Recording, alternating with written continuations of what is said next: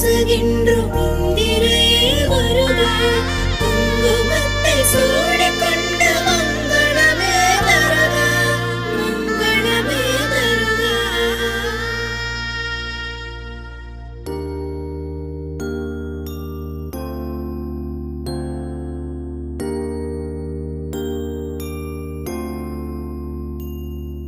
சிறுவாணிய சில்லுன்னு குடிச்சது போல ஒரு வார்த்தையால உசுர நினைச்சே